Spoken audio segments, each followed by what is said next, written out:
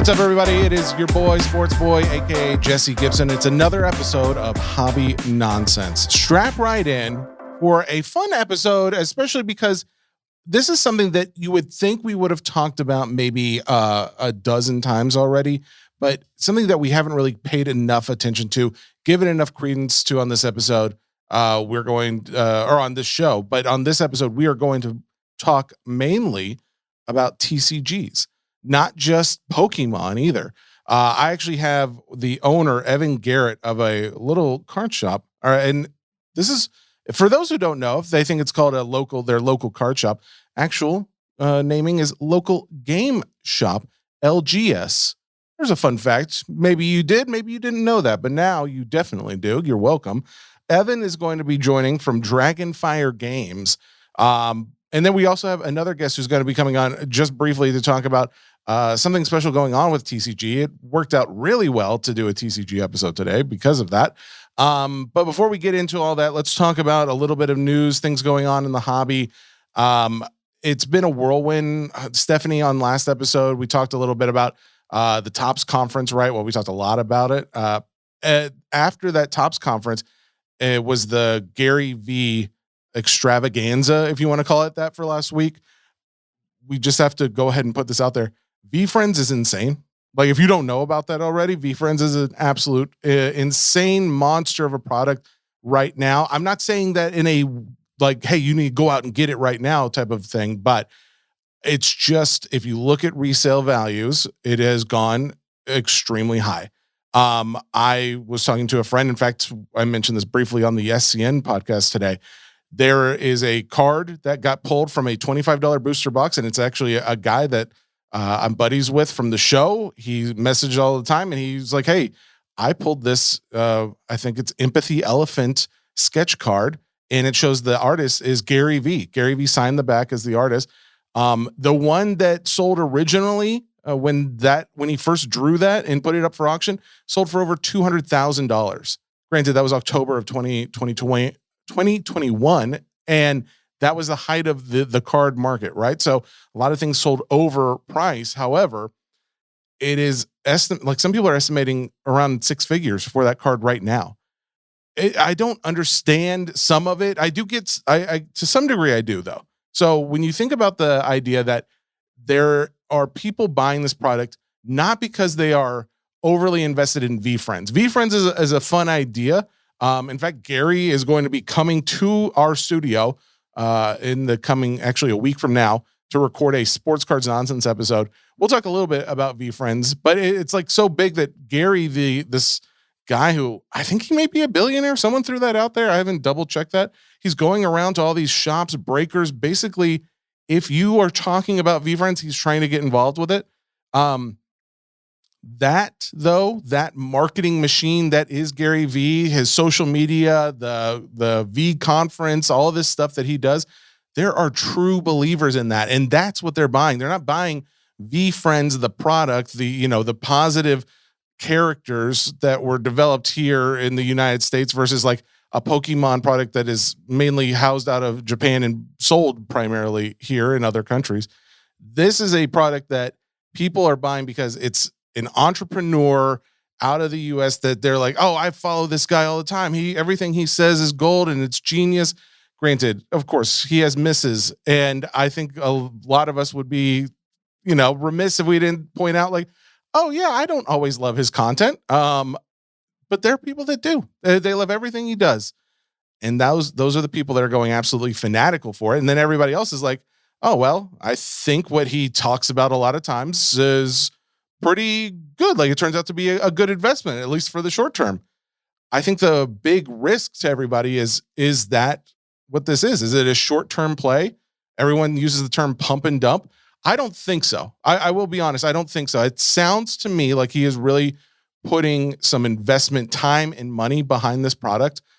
Time will tell, obviously. I'm very curious to see where prices go in the next 3 to 6 months.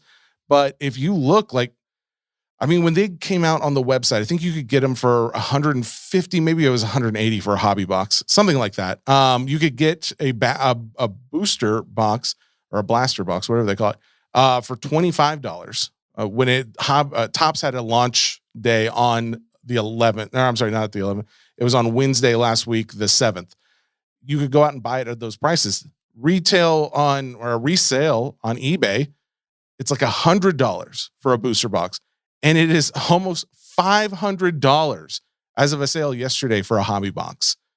I mean, they did a lot of things right. I think they've limited how much is out there. I don't know if they just printed that small or they're just releasing it very slowly.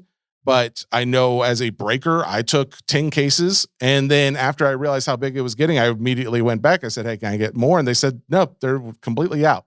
So I don't know. It may be that they just didn't print all that much of it. At the same time, though, you've got the marketing machine that is the people that love Gary, his ideas, the idea behind, and there are people who genuinely like the message that these characters are sending. There's some positive vibes that go along with. There is an aspect of gameplay. While VeeFriends is not, this VeeFriends Chrome release is not part of the TCG itself, there is a gaming aspect to it. But whatever the reason you like it, the community is there. He has built a community, and you have to have that, right? Like, you either have to have people that love the game, they have to love it for a reason. And this community has found their reason for loving it. And it probably just varies on the person. But I think overall, the same sentiment throughout is they believe in Gary. So we will see where it goes, but I at least needed to mention a little bit about what that product is doing right now. Courtyard.io continues to be sponsor of the show. Thank you guys for going out and trying out the link. There's a link on Instagram. There's a link in the Facebook group as well, which we're renaming, by the way. We're renaming the non-sports cards nonsense group to Hobby Nonsense. That's really what it's been this whole time, but we're now officially changing it over to Hobby Nonsense. But if you guys haven't tried it out, I continue to get guys messaging. If you just go to the site and you put it in promo code hobby, you can do it that way. But you can go there, try out the product for free, essentially. Anything that you spend on a $25 or $50 pack out of the vending machine, you get that money back guaranteed, if not more. If you get a card that's worth more, you can sell it back for $100, $200, whatever it is, and keep that money too. So it's a really nice option for trying out something and or getting a fun card that you didn't already have in your collection. Pop Century did something that I thought was interesting. So they have gone back, they kind of retconned a little information. So if you were at all into celebrity autos in the last year or so, you probably saw a little bit about this. There's an actor, and I excuse me if I mispronounce, Ari Lehman, I believe is how you pronounce it, but he is the guy behind, I should have double checked this. I think it's Jason. So Jason from Friday the 13th, he's the actor behind that. They had him sign, I believe it was 2024 Pop Century product. And when that came out, everyone, people love it. There's a strong collector base for horror cards. So anybody doing those, signing those, there's a lot of fans for those. But Ari says that's not his auto. He didn't sign those cards. And a lot of people were saying, oh, well, what's up, Leaf? What's going on? And Leaf, at the time, Brian Gray, I think, was the one who said, no, you did sign those. We have an affidavit from someone who watched you sign it. And so they thought he was just like trying to troll or maybe, do something that was boosting the card value or something by saying, hey, it's not really real. I don't really know what the end goal was or what they were claiming the end goal for him was, but he maintained it wasn't his auto. Well, it turns out it actually wasn't his auto. Like I know for a fact, I have since said, no, they settled that. Brian Gray came out and said, no, it's official. It really was. Someone saw it. But it turns out the guy that was there to get the affidavit that it actually happened, like he's just the one who signed it. And I think he's the one who actually signed the cards as well. So that's a thing. So if you have those older 2024 Ari Lehman cards, those are not his real autos, it sounds like. 2025, I believe, maybe. I know he has autos because I've pulled some in it. But in the post that was made that I got some screenshots of, he does say like he's now working with Leaf. Like they do actually want to make sure he gets autos out there. I'm just not sure exactly when this post was from. So to me, I would think, well, if they confirmed that, they probably wouldn't have put it in 2025 since it just recently came out. But I'm still double checking that. But just something to keep in mind if you're big fans of Jason Friday the 13th, double check those autos. All right. That has brought us to the point in our show, actually. So there may have been a little weird cut to segment here. I'm cutting over to our guest, Evan Garrett of Dragonfire Games. Evan, thank you so much. A little technical difficulty getting you on here, but I appreciate your patience. Yeah, No. I appreciate your patience getting you on, because I'll tell you, this is one of these things, like one of these interviews where sometimes I do an interview because it's like, it's good for the audience. And then there's other times where it's like, it's good for, maybe content overall. This one, I don't care. I hope it's good for the audience. I hope it's good for content. This is more for me. Like, I really want to know more about the TCG world, because we're like on the fringe. It feels weird to say like we're not in the same hobby, but in some senses, like it is a different world for the trading game shop versus like the local card shop for, where you go and buy your sports cards versus where you go and buy your Magic the Gathering or Yu-Gi-Oh or Pokemon and stuff. So tell me a little bit about first, who are you? How did you get into all this? Well, I mean, I've actually been playing Magic the Gathering since the early 90s, like when it started. My buddy got me into it when I was like in elementary school. So I've kind of known how to play the game, and I've kind of been watching other games as they've evolved, watched, Pokemon and Yu-Gi-Oh and all these games kind of coming up. So I kind of already, like, when as a kid, was already like tuned into it. So I was kind of watching all aspects, even like, how it was like economically, kind of even different from like other cards, like baseball cards and such. Like, when you say economically, what do you mean? Like, because it was cheaper or more expensive, or there was more value? I don't know. I felt like even like as a little kid, I could kind of be like, oh man, this card's good. It's going to be worth something. Yeah. Like, down the line. And I don't know, it's kind of evolved a lot, from that kind of thought process. I think, there's a lot of people my age, 20s to 30s to 40s who like are looking at cards for collectability and like looking for unique cards, or are also trying to jump on like, oh, I know this card's going to be valuable, so I'm going to try to grab a bunch of it before it is. And then, yeah, the flipping of stuff is kind of everywhere. That's one of the things I wanted to get into specifically was, a card shop is, at least for me, I go into like my local card shop that is mainly there for like sports cards, but then they'll have some TCG and some non-sports stuff in there. It's just expected that guys are going in there to try and get stuff, not only for them as collectors, but because they want to try and flip it.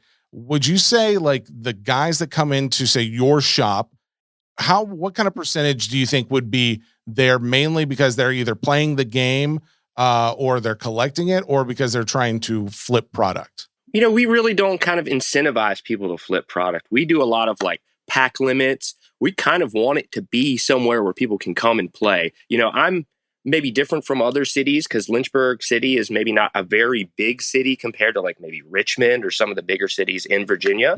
But, we really want people that want to play the game to be able to get the product. We're official Pokemon store. We're a Magic store. We're a Yu-Gi-Oh store, a Lorcana store, a One Piece store. So we carry all these games, but we're actually like, we have an invested interest in trying to make sure that we're actually having tournaments, we're running events for these games. So we really kind of try to prioritize people that actually come in and play a lot of these things like pre-release kits and stuff. We won't let people who aren't going to play in the event get these items. Oh, cool. Okay. That is actually I like how you are so considerate to your community, because I feel like that's got to be vital, especially because I mean, I don't know, like, is TCG are there a lot of people playing TCGs today? Yeah, well, for sure. So like this weekend, we have Pokemon Destined Rivals pre-release coming up. And, we got allocated 50 kits for 2 events, so that's like about 25 people for each event. We're going to sell out both of them. That's not a very big amount of people, though. We're kind of a smaller area. I mean, we would love to get more product allocated. And that's one of the big problems right now is like we pre-order and we get like sometimes 3 to 10% of what we order, which is insane. Like, did you used to get that full amount? I used to get more as far as Pokemon. that has been really bad lately. And, I don't know what's going on with that. We've been having, issues where we order more than ever and we're getting less than ever. So, Sure. I don't know what to do about that, but it's, our community is really struggling with. So obviously, I think none of us are unaware that there's a big demand of Pokemon, and a lot of it has to do with like the pricing aspects of it, of what the resale is. That obviously hurts the actual people who are trying to play the game. There doesn't, so to you, it doesn't sound like there's any kind of like additional, maybe holding off of product to give to the game shops versus, the product that they might give to just the shops they know are going to resell it mainly to collectors. I assume there's nobody doing that. I'll be honest, I think there's a lot of problems in the community. There's like, I know MJ Holdings is actually has a lawsuit because of what they're doing with their product. I'd be curious to hear how much percentage of Pokemon's product go into their hands, because we're seeing a very small percentage. Our distributors tell us that when they order, they get, a very small percentage of what they order. I don't even know. They've been telling us, I don't know why you even pre-order. We should just allocate you guys, because whatever you pre-order doesn't matter. We're just going to give you a percentage anyway, and it's going to be similar to what you got last time. I'm just surprised. Like they're just openly telling you that's just how it's going to be. And that's fine. If that's how they want to do it, they want to allocate, then change to that system. But in your experience right now, though, you're saying it is very difficult to get the amount of product to meet demand. Oh, beyond, problematic, also, we're kind of like at the mercy of these distributors. A lot of our distributors will give us our initial percentage of an allocation. They'll get more. And then the second wave of stuff is over MSRP. So they're giving us, prismatic ETBs around $100, $105. If I buy them, I can sell the packs at, $13 to $15 a piece and make a couple dollars a piece. And, people think I'm just making a bunch of money if I buy these items. But if I don't buy them, then I have nothing to sell to people too. So it puts me in a really weird spot. Like as an owner, I'm like, do I get it and then just sell it for way above MSRP or not get it at all, So do you get it at those prices and then resell it? Because I would think that at some point there's still going to be people like, oh yeah, I'll pay extra. I still want it. I get a little bit of it. I just feel bad purchasing it. I feel like the distributors shouldn't be able to do this to us, but, I don't know where their contract with Pokemon, or these other companies allows them to do that kind of thing. It's Pokemon mostly that the issue is. A lot of other games like Magic the Gathering, I order what I want and I get. And how is that going? So the understanding of Pokemon is probably the most well understood TCG that we talk about on this podcast, just because I've had some other guys who cover a lot of that. But when it comes to, say, Lorcana, Magic the Gathering, Yu-Gi-Oh, One Piece, those ones that you mentioned, those are the ones where I'm like, I really don't know what's going on, other than I feel like I'm hearing about One Piece more than ever. Yu-Gi-Oh seems to be like, it's been around for a while, but it seems to be having more of a resurgence as of late. Is it all TCGs in your mind, or are there specific ones that are doing better relative than maybe, a year ago? One Piece has been on like a steady incline. I've also have a little bit of the issues that I have with Pokemon, with like Bandai. Maybe it's these Japanese companies just not printing as much. I don't know what their game plan is. It's hard to say what any kind of company's game plan is, but they're just not printing that much. I'll get about 35% of what I order of One Piece in any kind of order, which is kind of enough for our players, but really not enough in the long run. We don't have that many packs for prizes and stuff like that. So if we want to add more players and we want to keep growing, it makes it a little difficult. Are the players that are coming in, that those are enough to fulfill those products? Like, as far as like you're meeting the demand of those, or is it still one of those where you are left with bare shelves and you haven't gotten all the players their stuff? I would say that our demand far exceeds what we get, for sure. Yeah, we're definitely running out of products. I have pack limits on One Piece. As far as like games, maybe the only things that I don't really have pack limits on are like Magic the Gathering and Yu-Gi-Oh. When I get them, whatever I order from those companies, I generally get. So I just have to be smart about my initial ordering. as long as I know what I want and I need, if I place that order, I will get that. Going back for seconds is not always going to work on some of these games, especially Yu-Gi-Oh! That game, when you get it, you got to get what you want or it's not going to be available, especially if it's something that's hot. After Pokemon, what would you say is the second highest in resale value that people are probably trying to get the most of? It sounds like One Piece, but I'd just be curious if there's anything else. I don't know. I would actually say Magic the Gathering. Really? We have a huge, huge, huge Magic the Gathering community. I don't know if it's just that like Star City Games is about an hour away, and that's like the biggest Magic store on the East Coast, Oh, wow. And we have a lot of Magic players. Like on any given Thursday or Sunday when we have Commander, we have 30 people, sometimes up to 40 people. In a small city, that's pretty big. Sure. We fill out the store, and we have a lot of people that trade in, buy, sell cards all the time. It's just nonstop. And when they are coming in, like they're here to play the games. They're not necessarily here to like a trade night, or they're trying to get a more expensive card or trading. Like, I've got a couple $100 cards. What do you got that's like 200 or something? Is it more focused around the gameplay? What aspects of gameplay this card can do? Can this be used in a certain way that will help my overall deck be more complete? Now, I would say probably in Magic and Yu-Gi-Oh!, Lorcana, even maybe those three games, it's more about the gameplay and less about, trying to get collectible cards. Sure, people want collectible cards, and those games are like making cards that are collectible and hard to get. So the people who are very invested in playing want those special versions for their deck sometimes. So, we take and buy and trade all stuff. So we will have like higher end stuff, really high end stuff, but people are mostly trying to play.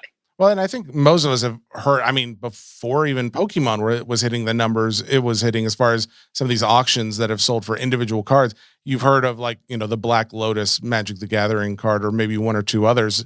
There are some obvious high dollar cards that are out there, but those are typically, we think of those as like some of the original cards. But, with Pokemon, we see, the Umbreon and other evolutions where you're getting thousands of dollars for fresh pack pulled cards.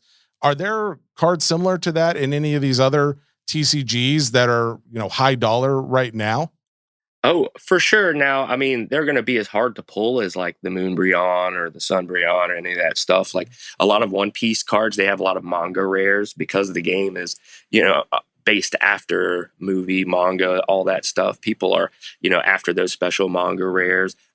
Magic has serialized cards inside their packs that are super hard to get and are worth thousands of dollars when you pull them, Oh, Now, okay. the packs can be somewhere from $25 to $50. Sometimes those packs are enormously expensive. Yeah. And that's all, they have collector packs and special different kinds of packs.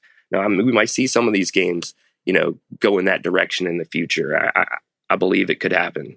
Are there any games where you're like, man, I hope this is such a fun game. I hope it doesn't become too popular, because then there's not going to be enough cards to actually play it. Or people will just buy it only for the resale of it.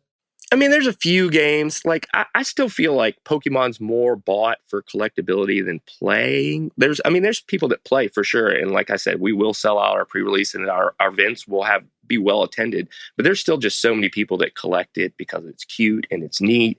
And it's just, it's kind of one of those timeless things. It's been around for a long time now.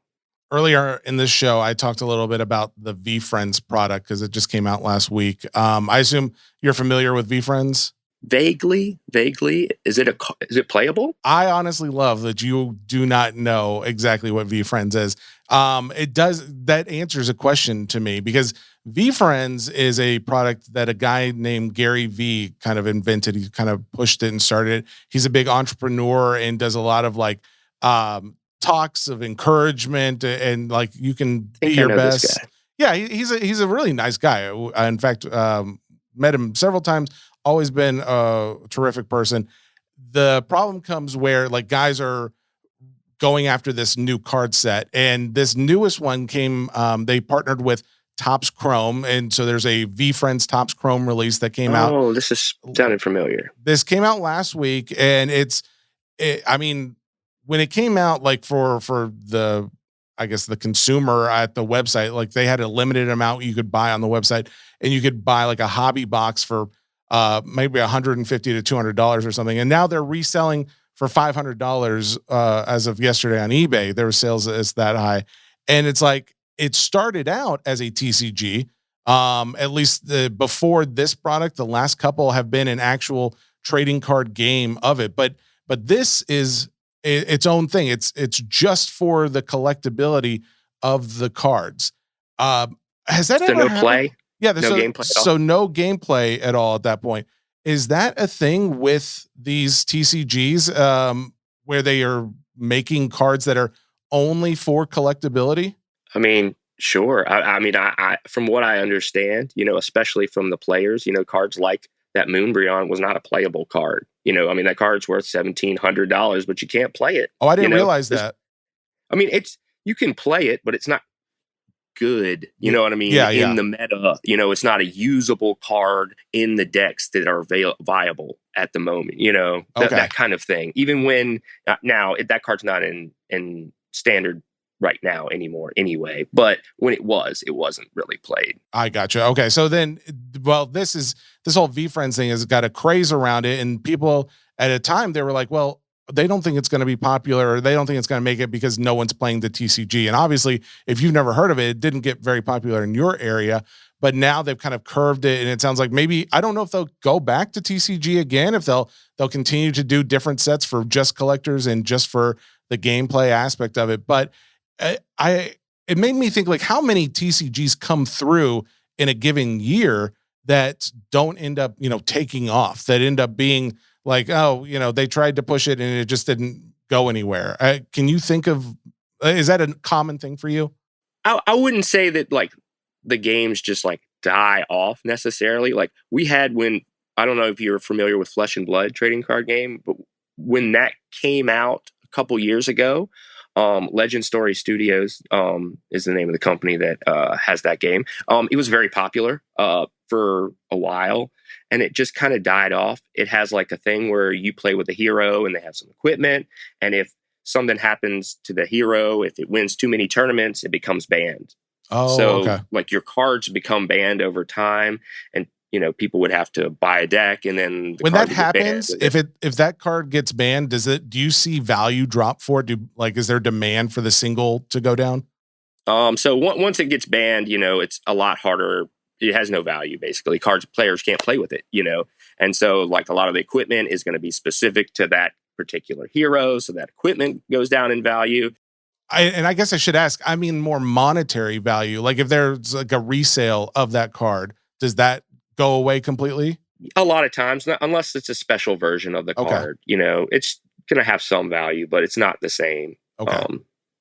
Yeah. Then it sounds like if there's a card that is playable, their value of it increases in both the gameplay, but also in monetary value, and vice versa. If it's not, if that is the case, where would you, I guess it depends on how popular a game is, right? Where you would rank these, but how would you rank if Pokemon is number one as far as resale goes? Would you also rank that the same as like the number one in TCG, like playability? No, I think probably the opposite. I think Pokemon probably has the least playability of all the games. Really? Okay. Yeah, for sure. I mean, that's just my own personal opinion too. It's the least complex, but it makes it so that more people can play it too. So you have to look at it. They're gearing towards generally kids. They want kids to play, so they're trying to get kids to learn how to play. So they don't want to make the cards too overly complex anyway. So a lot of times, you're only going to be able to do things like it was Pokemon on your turn, and then the other person does something on their turn. Like a lot of these other games, like Magic the Gathering, I can do things on your turn at certain times at all, at instant speed, or, it's just a little different, with Pokemon. But that, like I said, it doesn't take away from its collectability at all. There's still tons of people that collect it, and it's still a good game. It's just maybe not as complex. What would you say is the next under Pokemon? What you said, I think you may have said, actually, did you say it was One Piece, or was it Magic the Gathering that has the best resale? Well, I guess just maybe my community, and it might not be the same everywhere, but probably Magic the Gathering. And then where would you rank that as far as TCG play? Would that be also like the second one from the bottom? If Pokemon's at the bottom for TCG play, does that go second from the bottom, or is that different? Well, somehow it's I think it's closer to the top because it's one of the more complex games. I think it's super fun too. Okay. I mean, maybe I'm biased because I've played it for so long and I've watched the game evolve, but I do think it's my favorite TCG, but I do love One Piece. I do love Lorcana. I think maybe Lorcana's probably on the simpler end as learning how to play, but it's just like Pokemon. It's easy to learn how to play, maybe hard to master those, refined decks. Well, I know like with Lorcana, when it first came out, I got some myself, but I was mainly just for like the collecting and reselling, and I didn't know how to play it. And frankly, I still don't, sadly, so don't judge me for that. No worries, man. But I know like the enchanted cards, some of those were selling for, and maybe the Elsa still is in the thousands, but like some of those were going for a lot of money. Some of those enchanted ones specifically there was a lot of question of like, is this TCG going to make it? Because if it doesn't make it, then they don't think there's long-term value in those cards. First off, do you think that's true? Like if a TCG does not make it as a gameplay, then there's not going to be long-term value. But also, do you think that there are still valuable cards in Lorcana? Is that still popular? Yeah. Well, at our store, it's very popular. We have like store championships that we run for each event, and that kind of helps buoy the sales of the individual cards. Now, it's not like a very expensive game to get into. That's why I think it's a good game for people to play. Like the individual single cards that are not enchanted, like you were saying, are pretty reasonably priced. You can get into and build a deck, and you're not spending too much money. You don't have to worry about, whether the card's going to be, you don't have like $100 cards that you need to build a deck. So if that's the case, it's popular in your store. Do you foresee there to be long-term value in this? Do you think it's got the legs to keep going, or is this one of these you're still kind of watching to see if it'll be around the next 2 or 3 years? I think it has, it's a Disney IP. That's a company that, takes care of their products, and they've been doing a good job with these store tournaments, their store championships. I think there's a few things that they could do, like make pre-release kits and do things that will kind of like incentivize people to come and get the stuff early, or kind of create more buzz and excitement. They haven't advertised enough for that game, in my opinion, either. Like a lot of people just don't even know Lorcana exists. Interesting. Yeah. I mean, it's a niche thing, kind of. Yeah. I think about that for too. Disney. Yeah, if I wasn't in the card world, I don't know if I would really know much about the existence of Lorcana. Granted, there's other Disney shows that feature these characters, but it feels like, with Pokemon, it's like, I guess I don't know which came first, if it was the card game or the show, but they were very synonymous to me. Pretty sure the show, I think. It was the show, okay. And the video game too. Oh, okay. But the card game was very close, at least right behind that.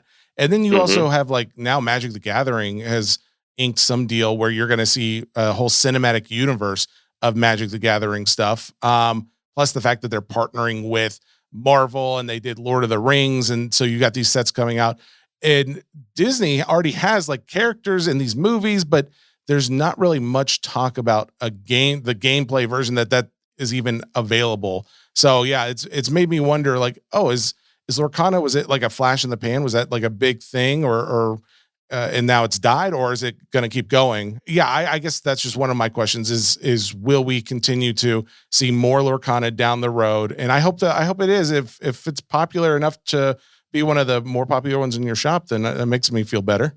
Yeah, I mean, I think so. At our last store championship, we had 20 people, which from what I understand, even like neighboring cities didn't have that many come to their shops, which was kind of, they had bigger cities like Roanoke. They didn't have that many participants, which, maybe reflects on our store more than the actual game and as a long-term thing. But I don't know, I mean, I hope it lasts. It looks like it's going to last. Are there big championships? I probably need to be jumping here soon to the rest of the other guests and then the rest of the show. But I do want to ask you a couple more questions. Do you know, as far as like, I know Pokemon has like championships and there's like prizes and things like that. There's like, I think they're monetary prizes. Are there anything similar with those other TCGs? Yeah, like Magic the Gathering has store championships for each set, and they give you like special borderless cards and foil cards, participation promos for the store championships. Basically, most of the TCGs will have that. Oh, so but you're saying like store championships. I thought like for Pokemon, it's like there's like a worldwide championship or something. Oh, they have those too. Okay. Yeah, for sure. I was just talking about like as far as support for our local stores. They give us special promos that you can only get when you go to like local game stores. The store championship things for Lorcana. There's like an Enchanted for the top 2 people and a play mat and stuff like that. But there's also big events for those other, like for Yu-Gi-Oh and One Piece and Magic the Gathering. There's like big, like you have to fly out to these kinds of events. Oh yeah. A lot of my employees are pretty invested in a lot of these other games. A lot of times they'll go, "Hey, I'm going to regionals. I need this weekend off." I'm like, "Okay, go for it, man." Whoa. I want everybody to do the thing, So that's crazy. Do you know, like, are there names of people? Like, do you know, like, Jay Sherman is like #1 in the South for Yu-Gi-Oh tournament play, or somebody else is great for play worldwide, and another one. I'm just very curious of like, is there name recognition? Has it gotten that big yet? Not for me necessarily. Like I might know some famous Magic players that some of them don't even really play that more. We do have a guy that a young kid that plays every once in a while. He's from this city that he won one of the worlds recently. Gosh, of course I can't even remember his name. That doesn't help, right? Yeah, exactly. But a local guy, and he won one of the world ones. Isaiah, gosh. But I guess that does, but you're kind of answering the question in some sense there, that if you can't necessarily remember, it means that it's not being spoken all the time of like, oh man, he's going to be the next Isaiah Smith or whatever the case is. Yeah, exactly. Yeah. So overall opinion then, and I could probably ask you dozens of other questions. Overall opinion, the TCG community as a whole, do you feel like over, say, the last 5 years, bigger, smaller, about the same? How do you think it's going? Bigger, much bigger, for sure. Really? Okay. I've seen, it's been exponential for sure. At least in my shop. I guess that's not, like I said, I'm a small city. I guess maybe people have been like, jumping towards it after COVID when people could finally get back to playing cards. It's been going on an upward trend since then. And it's not surprisingly. just the value, not just because of value for the collector or the flipper, but also like, would you say the same as far as like the amount of people who are actually playing the games is growing? Oh yeah. Okay. Oh yeah. We have, luckily, every day that we're open, we run events. So we kind of try to incentivize people coming in to play, and like we'll always have something going, Nice. Do you think this is ever one of those things where the game, like there's esports have their guys who have their own cards now, they're making cards of those players. Do you foresee there ever being TCG players that have their own cards? Maybe. Maybe that's a stretch. That might. That's pretty cool. That's a cool concept. Sure. I like the idea. Okay. Yeah. All right. Well, sounds like it's never going to happen. All right. That was Evan's words. Those are Evan's words, not mine. Evan Garrett of Dragonfire Games.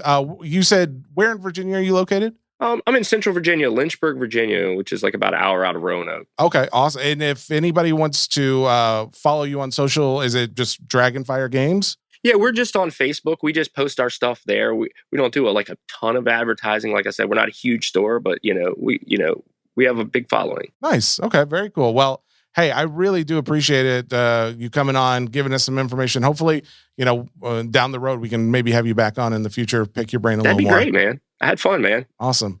Well, hey, thank you, Evan. I appreciate it. Hope you have a great rest of your day. All right. Thank you so much, man. I appreciate you having me on. Thanks, dude.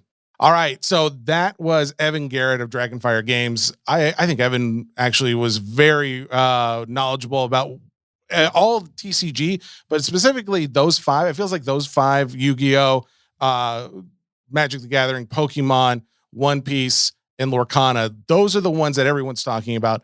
I'm curious what comes next, if there is going to be another one, if there's one of those that falls off the list, but those seem to be the top 5. And I, for one, appreciate learning more about them because obviously that's also where a lot of the money's going for collectors. To go along with TCG, it actually worked out perfectly. Our friend Tory on the SCN podcast from DCSports87, he got in my ear a little bit. He tells me they are doing a little something in the TCG world. So we wanted to have him on over here as well. So Tory, welcome to Hobby Nonsense. How are you, sir?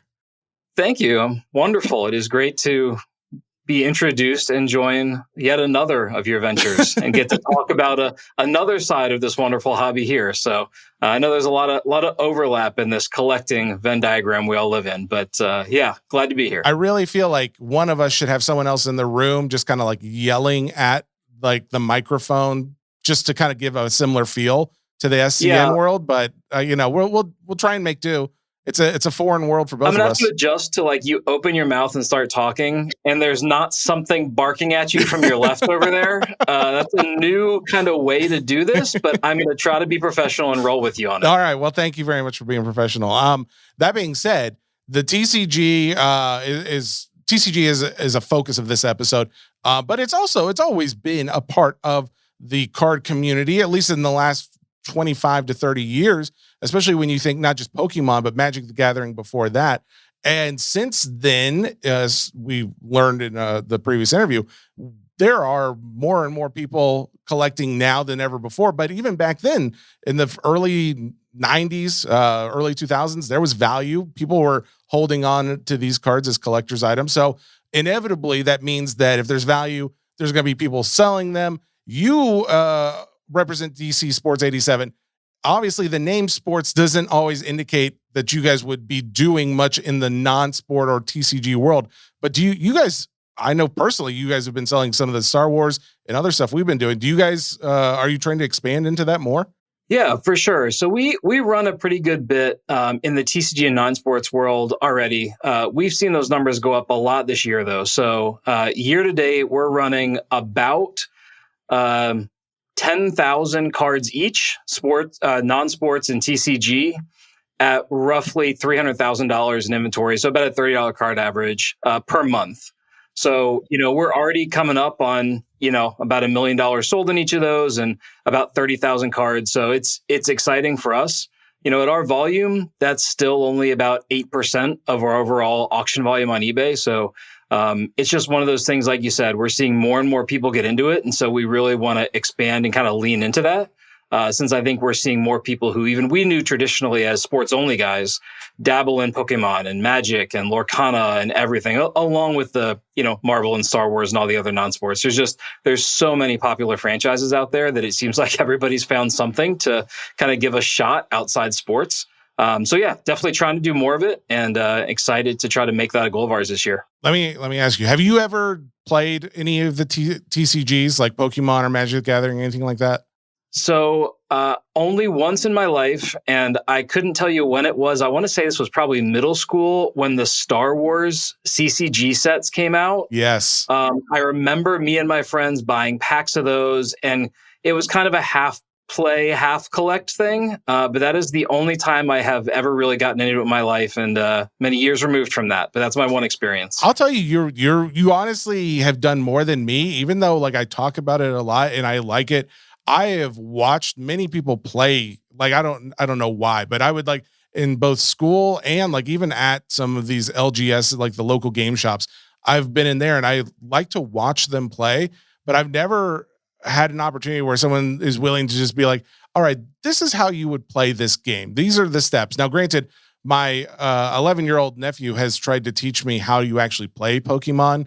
I have not devoted the mental space in my brain to hold on to that. But I do find it interesting after talking to Evan, there are more people today than ever that are playing TCGs, and it's not just because there's, additional value on a Pokemon card or something. He's seeing just the community of people who want to play grow. So I think that it's honestly the fact that you guys are making more of a push to get into it. It sounds like you're going down the right business path. What kind of push are we talking about?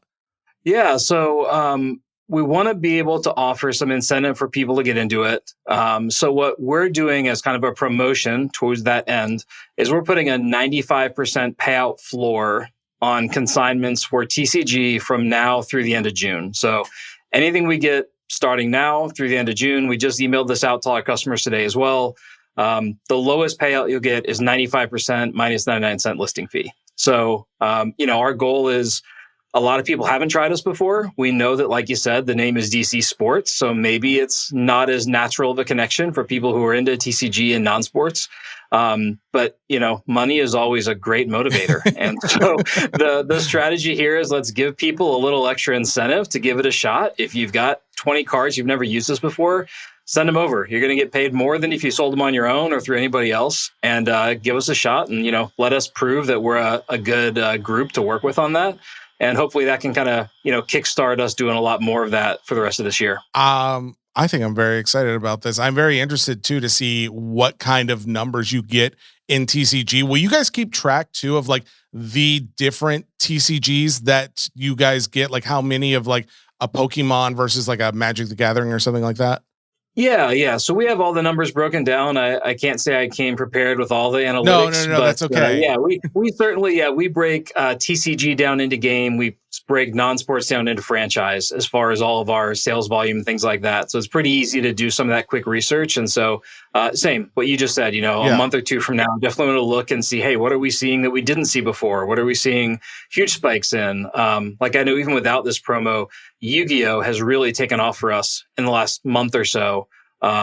I need to get more educated in the TCG world. So I'm not all the way up on, kind of what's driving that, but I know that's one that has really moved up a lot. But all of them just, we're seeing more and more this year than we have in the past. Well, after talking to Evan, I'm really curious to see what you get in like One Piece as well. Like there's a buddy of mine he's got a nephew who loves One Piece. Like if I bring him a pack, he is absolutely ecstatic about it.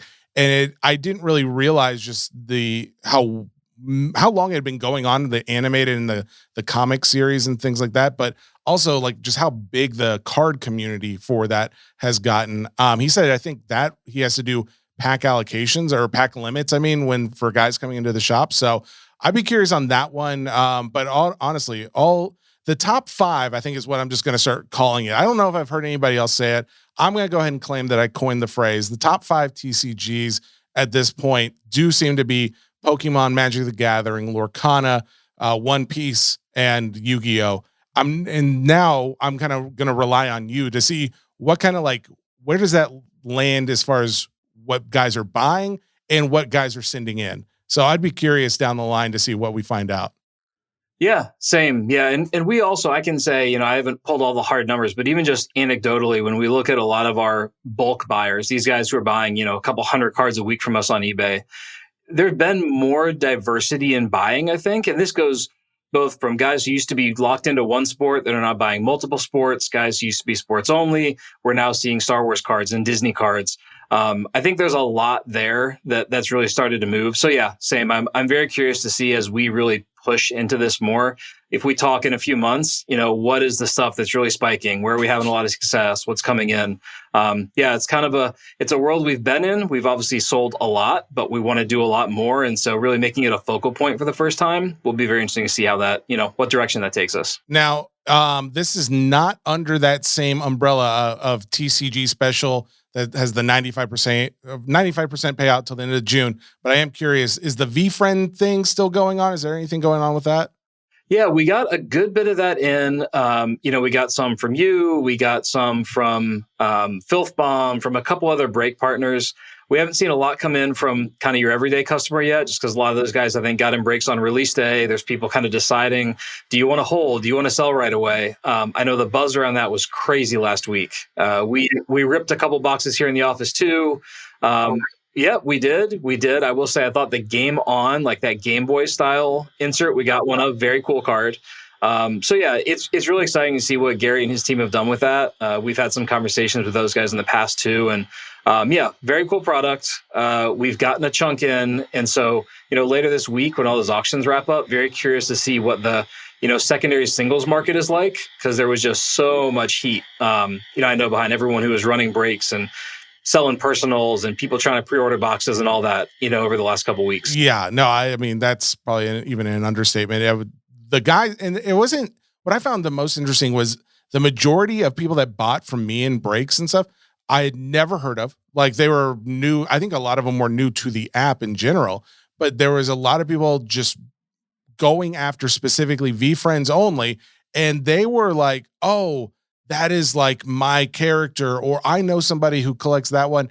And the mentality was very much, oh, this is for either my personal collection, or it felt like, oh, this is like my investment that I'm going to hold on to and just see where it goes. Cause that's one of these crazy things with this product at this moment is this a flash in the pan? Do prices just drop drastically in the next month or two? Does it maintain? Does it grow? Like time will tell, but at the end of the day, it's the fan base does seem to be very much of, I think I might hold this rather than maybe move it tomorrow type of thing. But yeah, no, I agree. And I think it's interesting to see, I think VeeFriends is very representative of what we see a lot of with all kinds of collecting.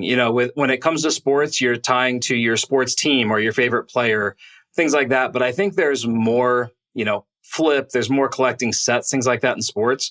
I think with TCG and non-sports, it's really interesting to see the connections people make that are a little deeper than that. And so, Gary has such a following. So many people respect him and what he does. I think it's similar with, the people who are getting behind Marvel and Disney. Like that's way more to them than just a card. You've got people who have, these are just iconic franchises and people that love them. And so I almost wonder if some of this real like emphasis and the heat in TCG and non-sports cards is also because those sets often started later than sports did, right? So like I remember collecting sports cards in the late 80s and early 90s. Now I've, grown up and I still think it's a fun hobby and I'm all into it.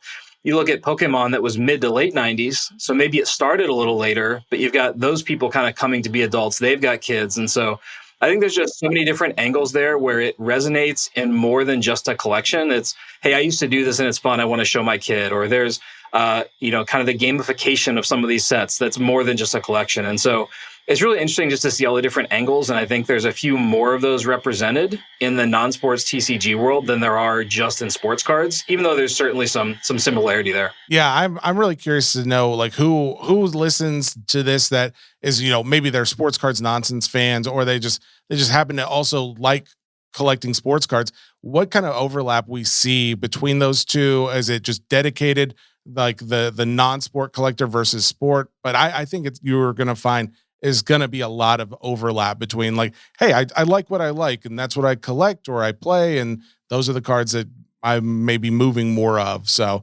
very curious as that goes. I didn't ask you this before you came on and I'm not expecting anything, but there's only one of us.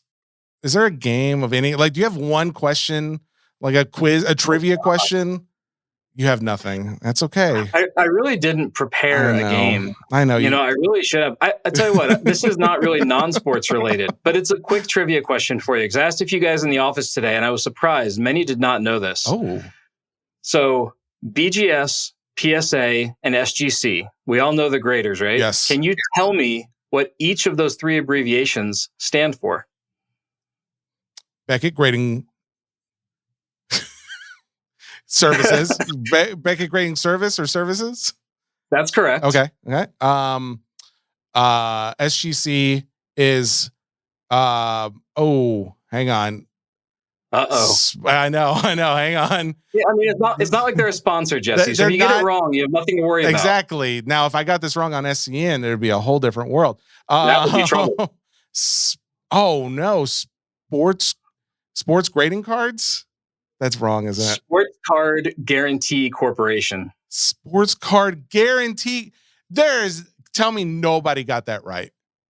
We had one person get it right. Most did not know the answer to that. Wow. Okay. All right. And we were about 50-50 on PSA. And then 50-50. Okay. So PSA. Oh, I think, isn't it like professional? Isn't that the P? Like professional is the P. Yes. Professional Sports Card Authority. Sports Authenticator. But you were along the right lines. We'll give you a 1 out of 3 today. So I feel like 1.5. The professional, the P. I don't think many people know that one, but all right, that's fine. All right, we'll give you what's that? 3 out of 9 letter. Is that what you got? 4 out of 9 letters. 4 out of 9. Yeah, there we go. All right. We'll take it. Well, Tory, thank you very much for coming on and letting us know about the special. That is awesome. It's nice to know like there's more attention being provided to this space, because it does feel like all the specials we ever see are like, there's a new Topps baseball product or there's a new, whatever sport product, but now giving more attention to the non-sport world. I think that's great. And I think hopefully you guys see a lot of benefit from it. No, for sure. Appreciate it. We hope to, and we hope to get to work with a lot of people we haven't before who are maybe coming from that space and not worked with us there. So yeah, very excited to see how it goes. We will share some stats with you down the road when we see how everything plays out. And if I am back, I will be better prepared with a game. That's all I ask. DC Sports, DCSports87.com is the website. If you guys want to go out, create an account, send them your cards. It's very simple, very straightforward. I can attest as someone who breaks a lot of non-sport cards. I send them a package and they're able to get it up very easily and associated with the right accounts every time. So if you guys have questions, feel free to DM the show. I can probably help you, but that's the special TCG cards up until the end of June, or up until June 1st, excuse me. Is that right? Up until the end of June. Oh, Everything we receive by June 30th is eligible. Okay, there you go. So, guys, there you go. It's TCG special at DC Sports 87. Thank you so much, Tory. Awesome. Thanks, Jesse. Talk to you soon. Yep, sounds good. Bye-bye. I had like one or two other notes about non-sport card community world things. I talked about this briefly with Stephanie over at Mama Breaks. I made an argument about we're not entering the junk wax era 2.0 because of all the non-sport cards. Because that was a post I had seen. There was a lot of comments on it. It was just, oh, now we're getting all these movies and TV shows. They're making cards about everything. This is just like it was in the 90s and 80s, and everybody's getting a show and they're going to print it to infinity and no one's going to care. I hated that argument because there have been so many changes and things that have revolutionized, I would say, a lot of aspects of the card collecting community to make it a better overall experience for the collector. The thing that does not help that is Topps Now. And I say that because Topps Now is not necessarily a bad thing. It has its place, I think.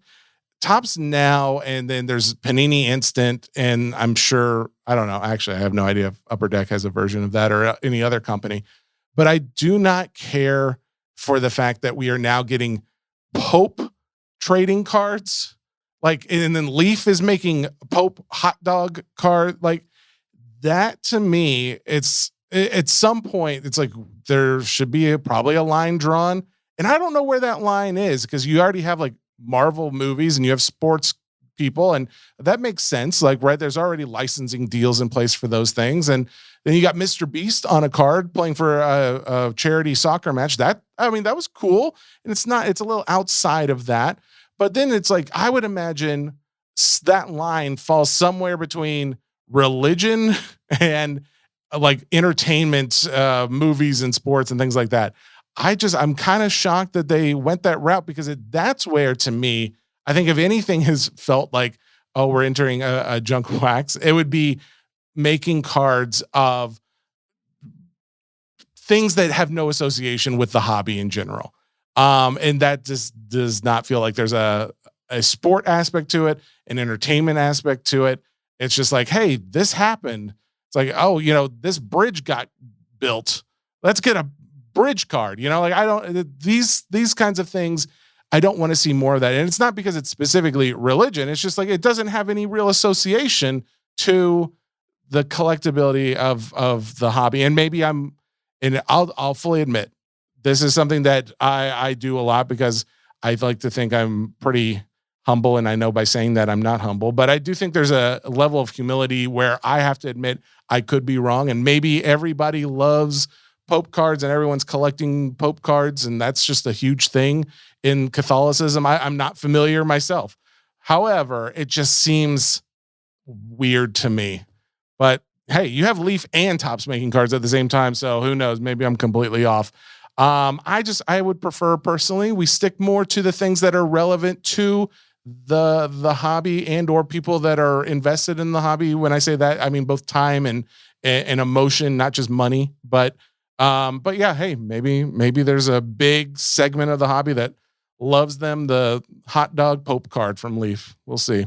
Anyways, that is Hobby Nonsense. Guys, thank you so much for listening.